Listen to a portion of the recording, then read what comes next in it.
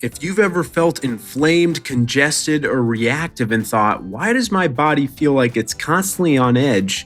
This episode's for you. Today, we're talking with the foremost expert in the field of integrative immunity, Dr. Benoit Tano, about estrogen dominance, the estrogen-free lifestyle he promotes, and how hormones, allergies, and chronic inflammation may be more connected than most people realize. Welcome to My Allergist Dad.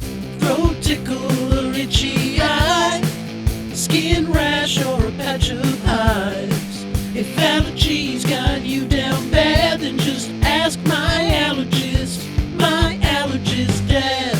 Welcome to My Allergist Dad. I'm Drew. I'm here with my dad, perennial top doc of allergy and immunology in Rhode Island, Dr. Z. Hey, Dad. Hey, Drew. How's it going? It's going very well. It's cold here, but it's going very well.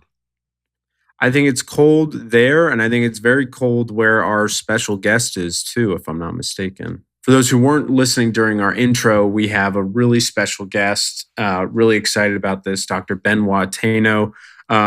You're in Edina right now? Edina, Minnesota, and also Connecticut, by the way. Actually, I'm closer to Dr. Z than he knows.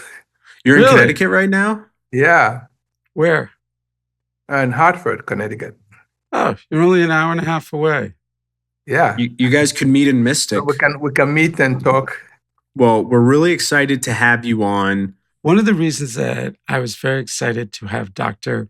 Tano as our first guest is it's his lecture that turned me on to all of this. He explains how the hormones and the immune system interact to not only affect allergy, but affect most of what's going on in the body because everything's interreactive. And what I find so interesting about that helped explain why the majority of my chronic hive patients are female, why so many of the patients that have autoimmune problems, or as Dr. Tano likes to say, immune complex, are females.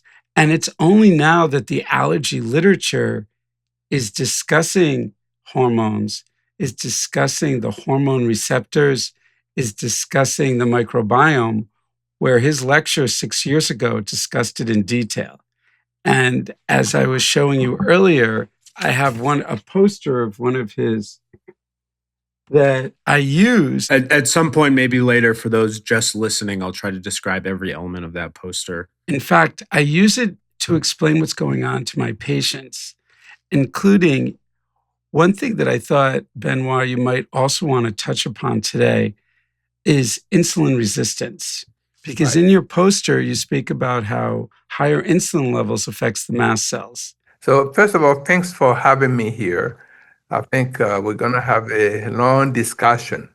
Now, it would be nice to give you a little bit of background because otherwise, if we jump in the middle, people may not understand how we came to this point. I studied economics before I went to medical school. So my background, I'm an economist by training, so my PhD is in economics. Then I went to medical school and did allergy and immunology as a subspecialty of internal medicine. My first job after my allergy training was at the University of Texas in Tyler, Texas, as an associate professor of medicine. So a hardcore allergy trained at Hopkins. I'm doing my allergy thing that we always do. And so I had a partner who is a pediatric allergist. And there was a meeting in Dallas. He said, one of us has to go to this meeting. It's not going to be me. You go. I said, okay, sure. I'm going to have I'll 5 days go. off. I'll catch a Cowboys game on the way. Why not? Yeah, well, I'll go have fun and etc. So it's a group called the Pan American Allergy Society. I don't know if you guys have heard of them before. So I went to that meeting, and it's a group of ENT physicians and primary care physicians who get together every year, and they learn to do skin testing. And after 5 days, they can practice allergy in their clinics.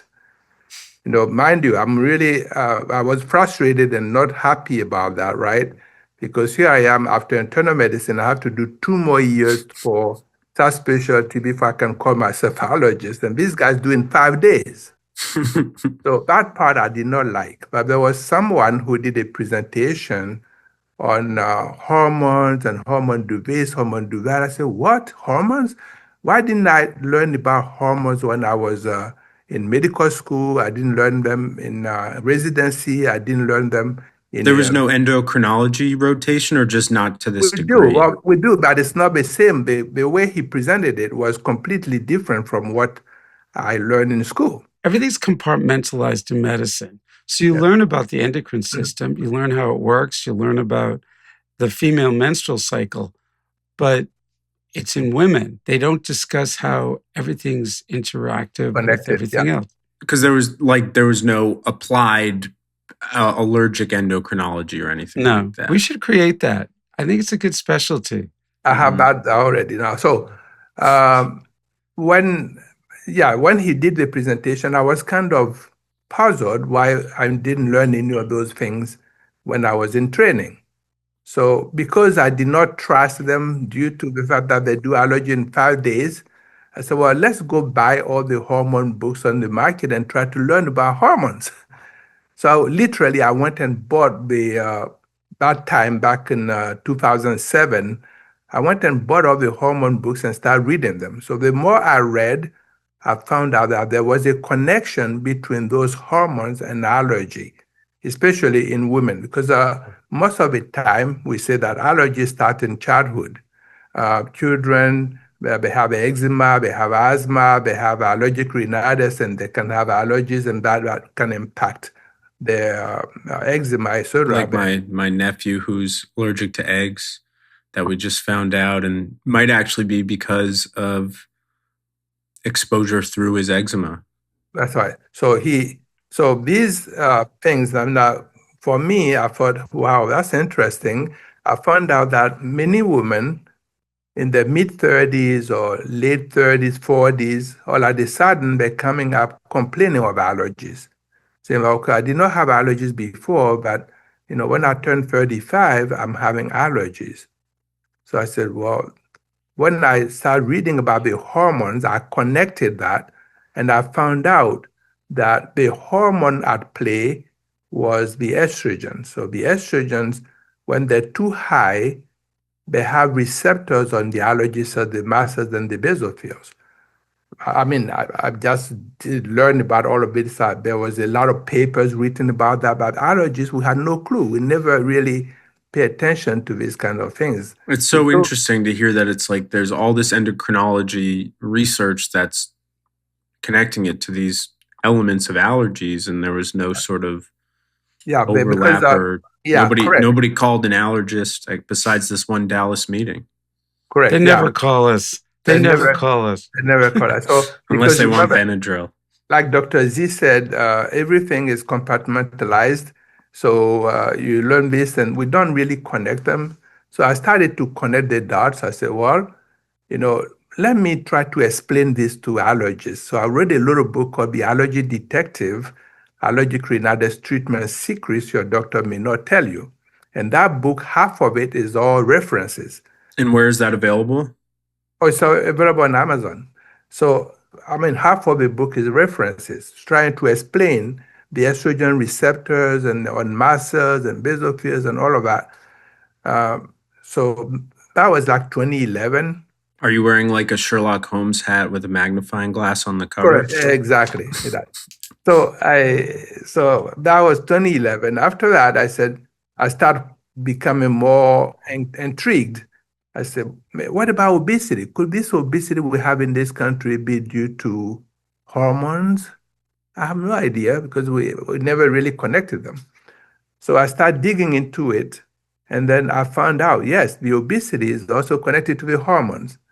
Is it that obesity leads to more estrogen in the body because of the adipose tissue, or is it sort of the theory of endocrine disruptors causing obesity? Correct. So I will come to that. So sorry. When I was studying, I found out that actually So I looked at the obesity maps. When I was looking at the obesity maps, I saw that obesity actually is not uniform in the United States. Obesity is concentrated most in Middle America, from the upper Midwest all the way to the Mississippi and Bayman states. And every single year, Mississippi is the driver. It starts Mississippi, Alabama, Louisiana, Kentucky, West Virginia, Ohio, Indiana, and then goes up well like a tree every single year. When I saw that, I said, well, what the people in the middle of America are doing that is causing this obesity in them? And why Mississippi? What is going on? So I thought maybe down south they have jambalaya and all these food that they're eating. Maybe that's why they have it. But when I looked, they did not have more McDonald's per capita than anybody else. They did not have more Burger Kings, no Taco Bells. So I said, it must be something else. Then I found out that the people in Middle America actually produce all our foods. And they spray a lot of chemicals, pesticides, herbicides, fungicides, fertilizers, and all of that. So I'm thinking, hey, maybe the pesticides and herbicides and everything we spray in our food and our water is actually driving this obesity. I had no clue. I had no idea. I said, well, now I have obesity maps. What if I get pesticide maps? So I started searching for it. And I went everywhere. I called the whole United States, and someone in Washington, D.C. said, yeah, we got pesticide maps. I said, who is making them? So, well, the USGS, the United States Geological Survey, is actually publishing the pesticide maps.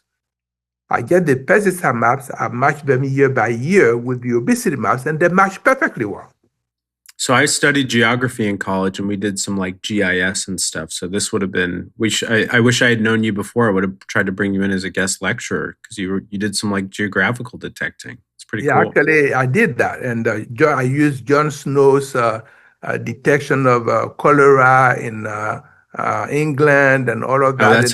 that's a great story. Yeah, and the maps that he used. So I used all of this background. Quick aside. So they discovered cholera is from water because John Snow, I guess his name is. Yeah, John Snow. Yeah, he was trying to mapped it. figure out where it was coming from, and he looked at a map of where everybody was that was getting cholera, and they were all near certain wells, right? Correct. And that's how they figured out it's from water that you get cholera. That's correct. Because before we thought cholera was from the air, people breathe it in and they get cholera. And when he was talking about cholera is not due to the air, it's due to dirty food, dirty water. Everybody said, well, you're crazy in your head, because that's what happens. When you come with a theory, people think you are crazy in the head. So they you get targets on your back. Everybody is. Did that happen to you with your estrogen dominance theory? Oh, yeah. When I studied this, a lot of people thought I was like crazy in my head. They said, well, why are you talking about estrogens?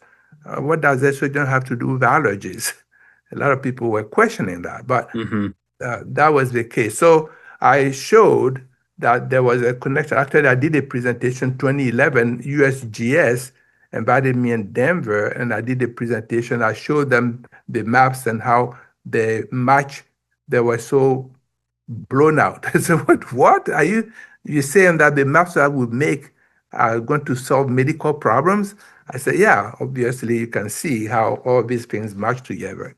So then from there, I wrote the second book, which is the Hormone Imbalance Syndrome, America's Silent Plague, to explain this whole thing and put all the maps in there. And it's done at the practitioner's level, not necessarily from the patient point of view.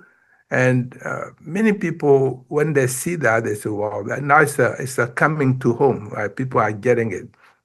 So when I finished that, then I said, I need to find a home. I'm by myself doing this talking and doing everything that I'm doing, but I don't have a home. I don't know who is doing the same work. And I was looking online. I found an association called A4M, which is the American Academy of Anti-Aging Medicine. I joined the group, and then in 2012, I started to do some lectures with them. What drew you to anti-aging as sort of a group to join? they were the one who were trying to do everything, understand the hormones and how hormones affect everything. So I thought maybe if I join this group, at least I would know what they're doing and I would understand what they're doing. So I joined them and I joined their fellowship program. And in the end, I start teaching for them. And during one of these meetings, that's when I met John, who is also the only other allergist I know who is doing all of these things. So we bonded, and then the rest is history. That's how we end up here. And in the anti-aging institute, which I started doing after functional medicine, And that's why you both look so good for your ages. they're trying to connect. They connect everything. Yeah. When they give the lectures, they show the connection, how one thing drives the other that drives the other. And that's not something that happens in medicine. Everything in medicine right now is compartmentalized because they focus on the end problem, the diagnosis, instead of what led to the diagnosis, the root cause, which we speak about all the time. Dr. Tano, were you at that meeting in Palos Verdes in 2020? Is that where you guys met? Yeah, that's the one where we met. Yes. That's where he was. I was there too. Oh yeah. I did not attend any of the professional stuff, but Yeah. it was my dad was close to where I live, so I went down and had a little weekend with him. And I remember watching. He enjoyed the place. I enjoyed the place. There was It was really nice. Yes. There was a good Celtics Rockets game one of those nights. Jason Tatum was sort of emerging as a player, and then shortly thereafter, the world shut down with COVID. There were a couple people in the meeting who were from China, and they were wearing masks.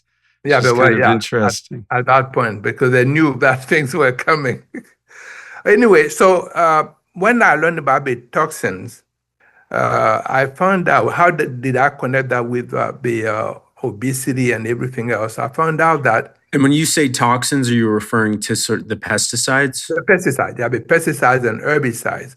So when I found about that, I said, well, does the government know about that? And I found out the CDC actually has been measuring these environmental toxins in our blood and urine since 2001.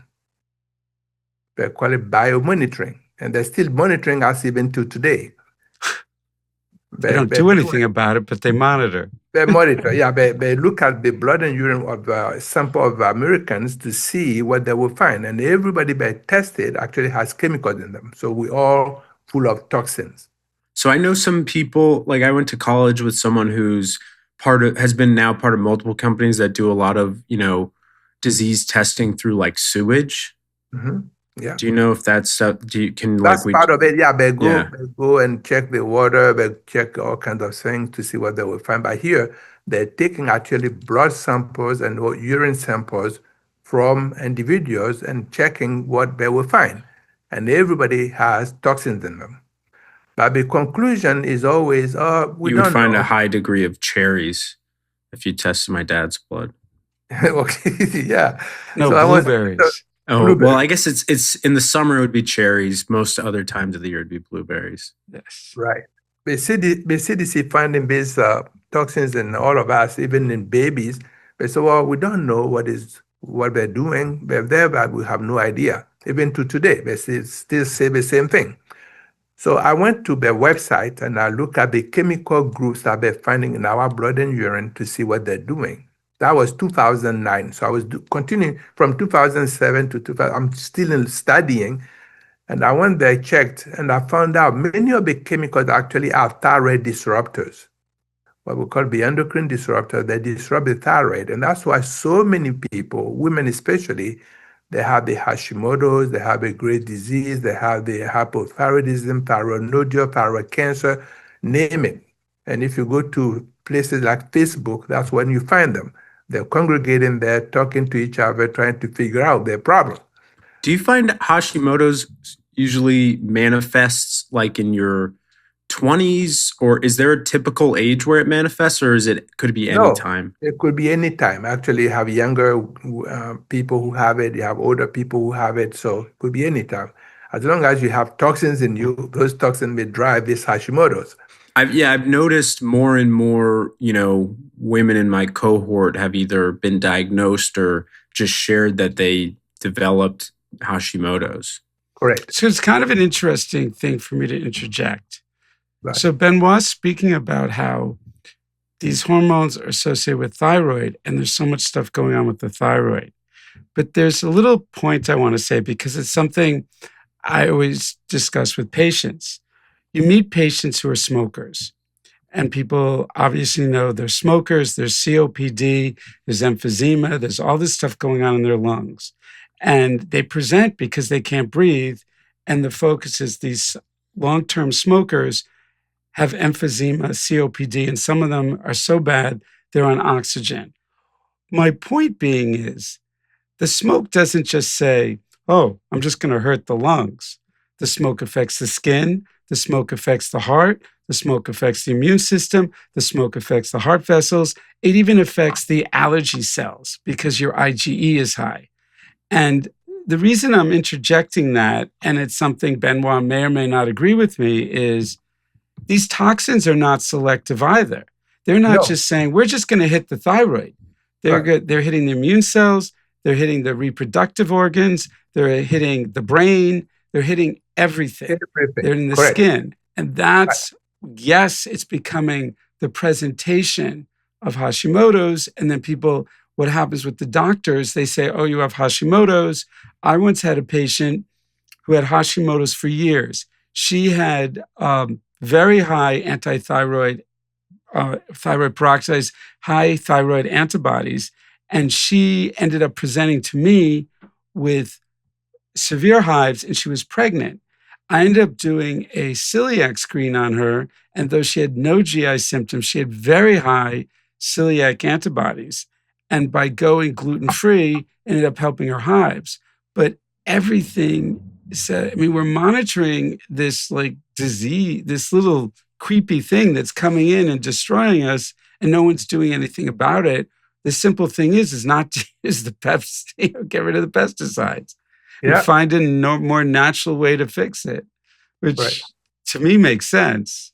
Yes, absolutely. So, back in the old days, John, if you remember, when somebody presented with chronic hives, they made us test the thyroid. But now, all of a sudden, they say, oh, that's not contributory and stuff, and the people, they're not looking at Hashimoto's as one of the contributing factors, but they're missing the point. The point is, the toxins are the one driving it, and we're not really focusing on the toxins. I still check the thyroid. Yeah, exactly. I do that. So when I looked at the chemical group and I see the endocrine disruptor that kill the thyroid, but majority of the chemicals, thousands and thousands of them, they all mimic estrogen. If you take all your dioxins, they mimic estrogen. If you take all your PCBs, they mimic. When I say they mimic estrogen, means they act like estrogen in the body, and they go and attach to the estrogen receptors, and they cause a lot of havoc in the whole body. So that's what they do. So majority of the chemicals that we have in our blood and urine per the CDC studies, they mimic estrogen. That has to be clear to everybody. So once I learned that, I said, well, what do the estrogens do? And I found out that these estrogens actually make the insulin go up. So when the insulin goes up, as you know, people crave sweet because the insulin is the sugar craving hormone.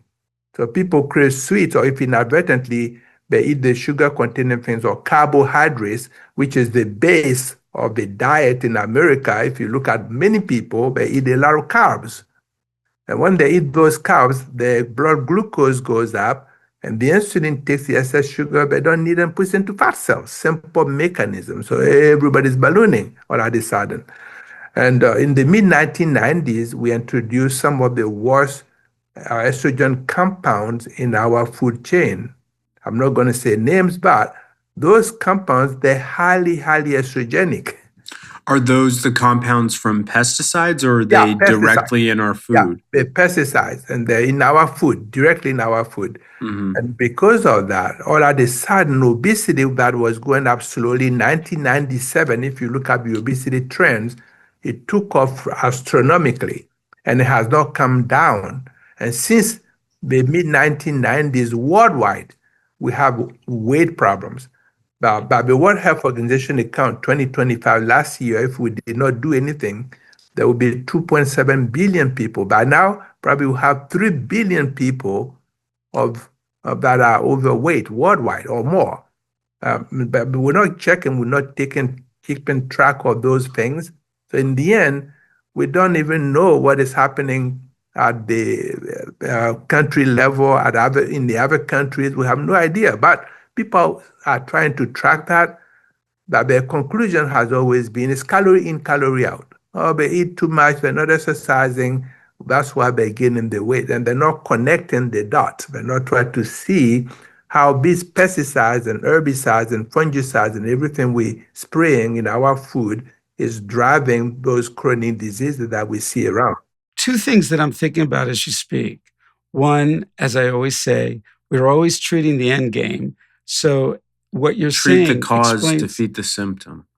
correct. But we're basically that would explain why the GLP-1s are so successful, because it's blocking the sugar craving, as you talk about, that's being stimulated by all of this.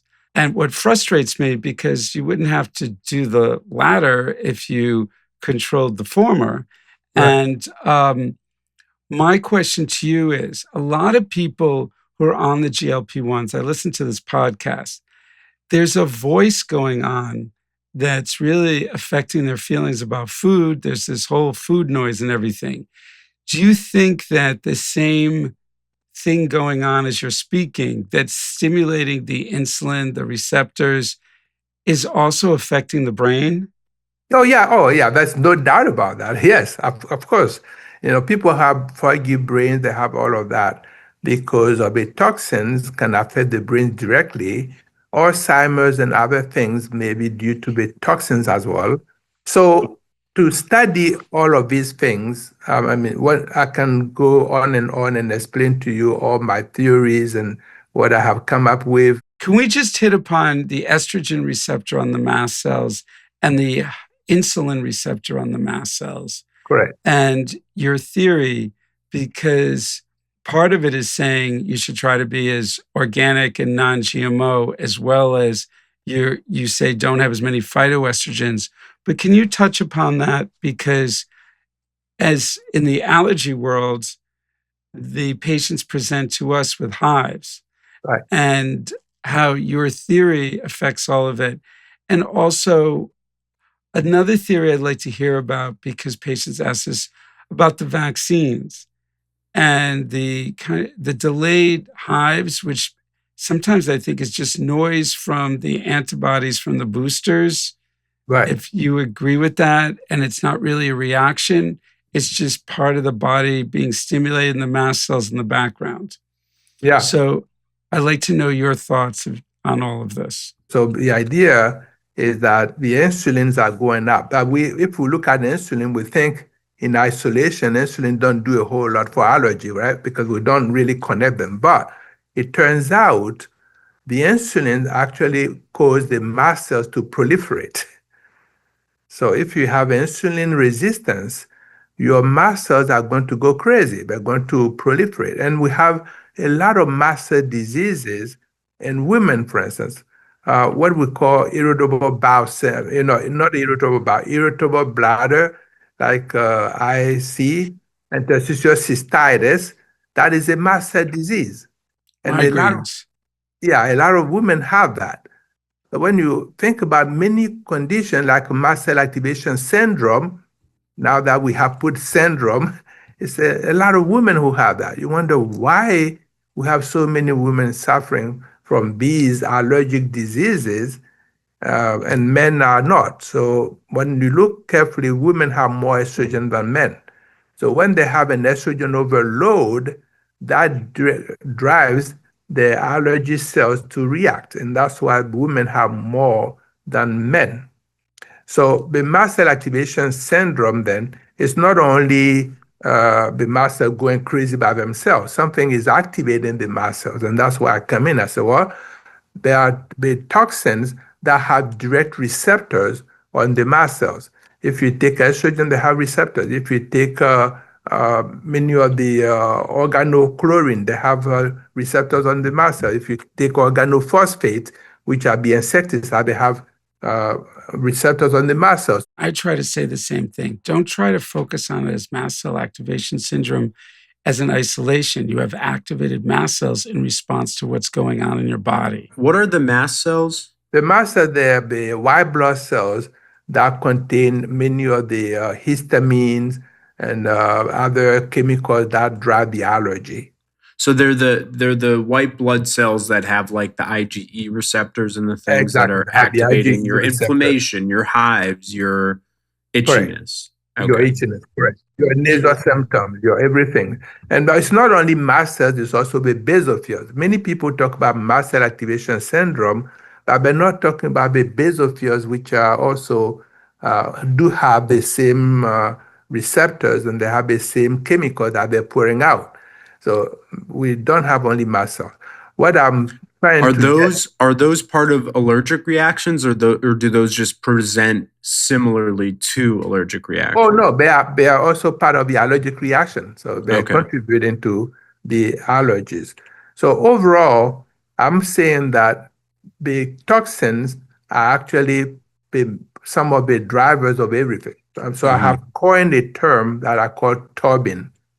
So when I go to clinic today, I explain when people present with hives, I use my turbine framework because I think if we were trying to capture everything without a framework, we get lost. So I canalize the whole thing in a framework called turbine, which is toxin overload, oxidative stress, hormonal imbalance, infections, and nutrient deficiencies. Those are the five things that are driving majority of the chronic disease that we see around, including allergies and everything else. We talked about the toxin overload, but the toxins drive oxidative stress. They cause reactive oxygen, they cause all kinds of things that cause damage to the mitochondria. And as a result, things are not working. People will come back tired all the time because they don't have energy. They're not producing energy due to the fact that the mitochondria are not working. The mitochondria are the little engines. Yeah, the little engines that produce energy for us, the little houses that produce energy for us. But now, if the mitochondria are not working, then you're going to feel tired all the time.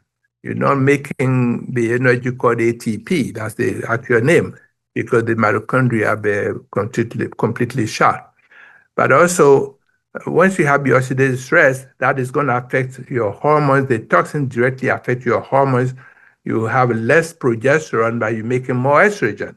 So in the end, you have hormone imbalance that is going to drive the allergic diseases. It's going to drive many of the other conditions, obesity, everything else, name it. So it's not only one thing, but everything else So, a going on woman in with the body. PCOS, I Yeah, find PCOS, which has estrogen dominance already, they correct. seem to get this even more so.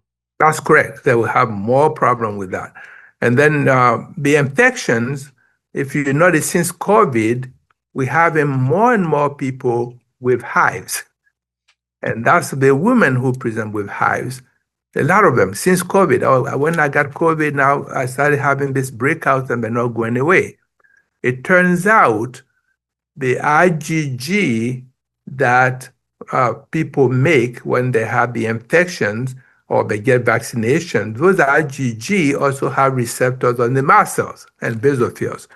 So then when this combination, the immune complexes means the IgG and COVID particles or infectious particles circulates and then find the mast cells, they trigger them to release the histamine and the leukotrienes and all the other chemicals that cause the reaction that we see. But we're And not going deep enough to understand that the infections or vaccinations are driving some of these reactions that we see. are these reactions sort of short term or are they longer term? Oh, sometime long time. I mean, there are some people who have been having hives for years, and they're on certain medications, the biologics and everything else, but still they have the hives. It's not an allergic reaction. It's like, It's an allergic reaction, but it's not through the, like John was saying, it's not through IgE. It's a non-genomic reaction that they're having. But if you don't focus on the root cause or the things that are triggering the reaction, then you're not going to be able to solve the problem. Can you treat it with antihistamines like Benadryl or Claritin? Yeah, it would work because you give them antihistamine. I mean, histamine is released regardless of whether it's IgE mediated or non-IgE mediated. Okay. The antihistamines just treat the symptoms. Yeah, They don't block. They're the end stage. They don't change the course of the process. Right. They just block the end game, the end receptors, so that you're not itching in hives. So even these estrogen mediated or hormone mediated reactions Right. can be treated with the same end game of Correct. antihistamines, Correct. but they're not going to be treated with the same desensitization routines. Yeah, we're not going to give them, if you don't find a true allergic reaction, you cannot desensitize them with allergens because Cat shots aren't going to help someone who's not allergic to cats that has hives. exactly. It's only going to help when the cat is licking you, is causing the hives. Right. Then it's going to work. So That would work. if it's like an estrogen mediated reaction, you Not gonna really can only treat it with eliminating exposure. You So can't that gets to his desensitize. idea of the estrogen-free lifestyle, which That's is not always simple. But if you try to reduce or eliminate as many of these excess estrogens that are coming into the body, Right. you're stimulating less. It's no different than I say all the time as the lady with the 15 cats. You know, you might be able to tolerate 2 cats, especially if you've had the immunotherapy, but 15 cats, not going to happen. So is the estrogen-free lifestyle, is that about just eliminating GMO foods and non-organic foods and eliminating these toxins? Is it about, are there certain foods that you're avoiding, or is it just about avoiding your exposures? Exposure. So not only food, but also chemicals like lotions and hair products and makeups that people use that contain estrogen. Because people don't realize about all your shampoos and everything else.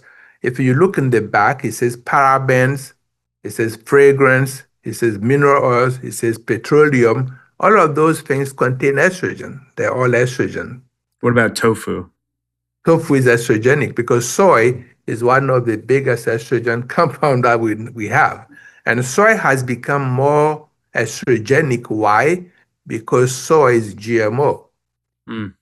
Soy is the number 2 GMO in the country, if you look. Corn also is estrogenic by association because it's a GMO. Majority of the corn produced in the country is GMO. Anything Well, I GMO, don't see myself cutting out popcorn, unfortunately. or you I'll try. make sure it's organic. Yeah, okay. Otherwise, it's not going to be good. So when people come, I give them the estrogen-free lifestyle because I think the estrogens not only be estrogen per se, because if you test the women, their own estrogen that they're making, which is of 3 kinds of estrogen, be estradiol, be estrogens, estrogen surface estrone, those estrogen may be normal. But the environmental one that we cannot see, which goes into the fat cells, is the ones that cause the trouble that we see in terms of manifestation of symptoms. The bad guys. The bad guys. So I have a list I call my bad list. And the bad list is not only foods, it's also the chemicals that we use every day. Women, for instance, when they get up in the morning, they put over 300 chemicals in their skin. Yeah. Makeups and hair products and everything. So that triggers the reactions. That's what John was saying. Some people, they cannot tolerate these chemicals. They smell lotion, they get a reaction. They smell perfume, they get a reaction. So they have multiple chemical sensitivity, we call it. But what is causing the multiple chemical sensitivity is the estrogen underneath. And so if we take out the estrogen, then they probably do better. And my dad mentioned smoking. Are like cigarettes and vapes, are those parts of this list, or do they just yeah. So if you go to the CDC fourth report, that is actually on top. It's the nicotine and all of them there, part of the whole chemical list. Wow. What do you think about marijuana? I Yeah. feel that it's contributing to even more Yeah, problems. absolutely. But marijuana is estrogenic, so people don't realize it's on my bad list. So when people come, they're doing that. I say, don't do it. They say, well, he's judging me. I'm not judging anybody. I'm just telling you that if you're having a hives or reaction that are driven by estrogens, maybe doing marijuana is going to cause you to react more. What about cocaine? That is not part of it. What about shrooms? What drugs can? No, just kidding. Yeah. We're not going Which there. drugs have estrogen and which drugs don't? Which drugs does he put on the okay list? Heroin, speed. No, I don't know. I don't condone any of those guys. I'm not saying what you condone. I'm just trying to figure out which ones have estrogen. Yeah. They're all bad for you, so don't just do it. We can go. This is another topic. Why people get hooked up on certain drugs? That all come to the toxins that we're not covering, because the toxins, they actually cause a disequilibrium of your hormones or imbalance of your hormones. And then when your hormones are not working, then your brain is not working. So when the brain, you get addicted. Before we run out of time, there's one thing that we spoke about with this hormone imbalance, et cetera. I want to go to the other end of this, the spectrum, because I see a lot of this happening too. Right. The menopausal women. And Right. what I explain to them is, and I just want to make sure I'm explaining correctly, it's the other end of it.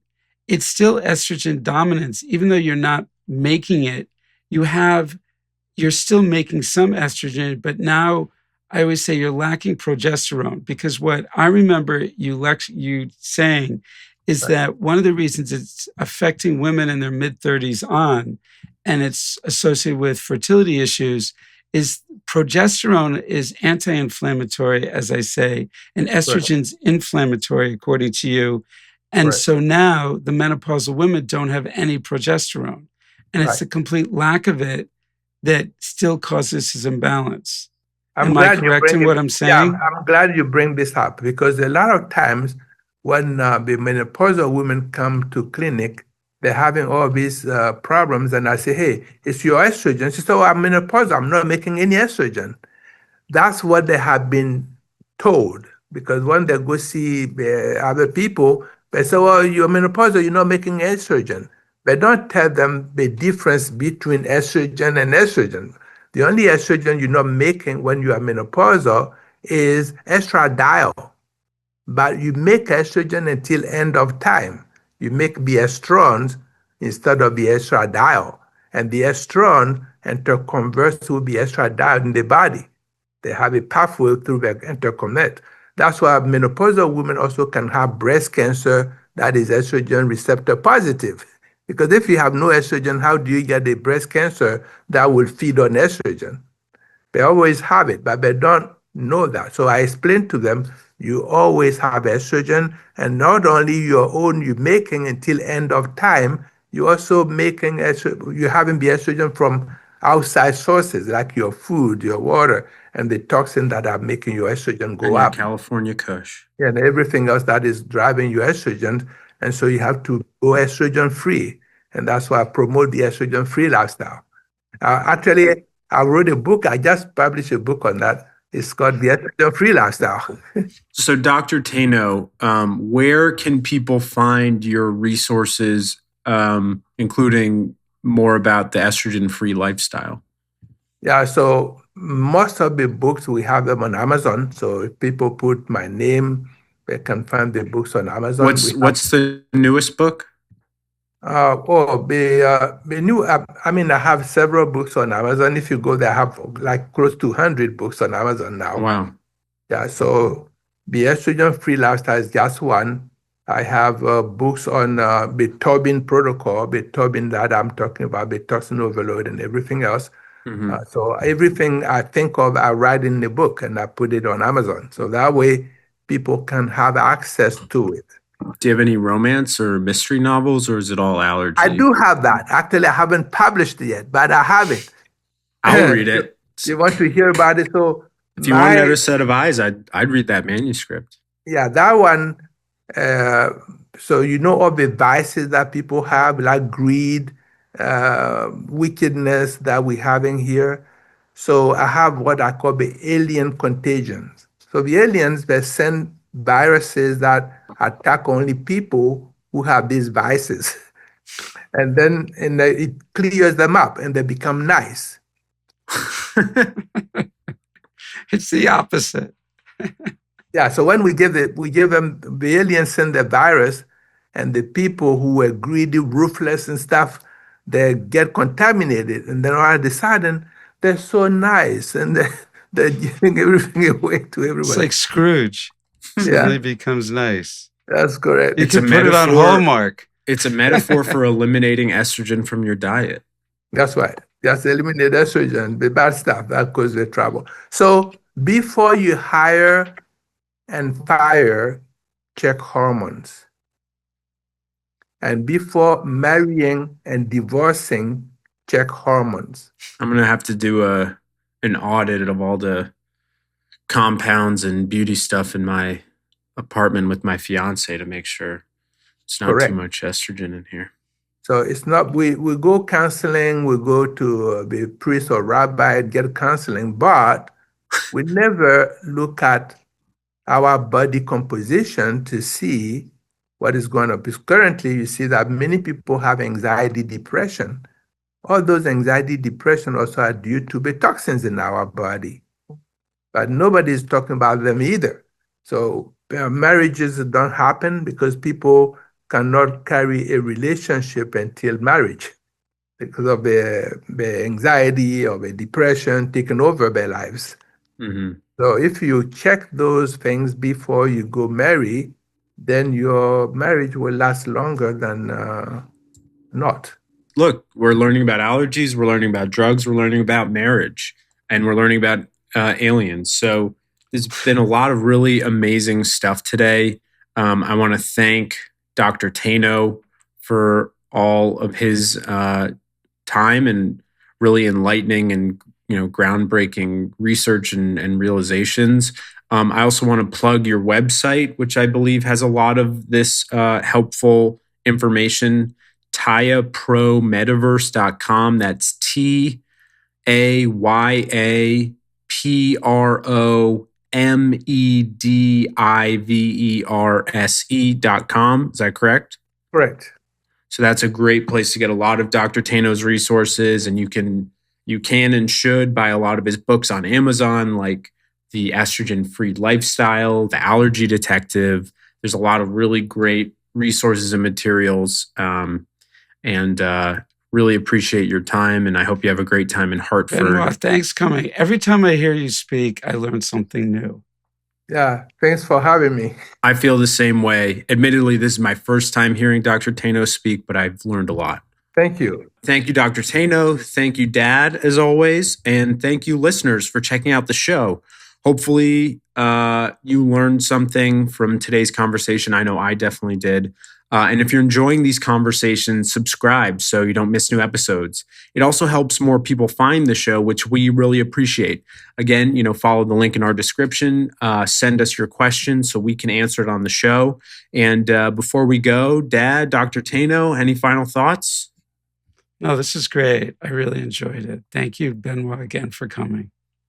Thank you for inviting me. But, the last minute thing, I would say that all of you look into estrogen-free lifestyle. Don't question it because people always say, why is he telling me not to do all of this?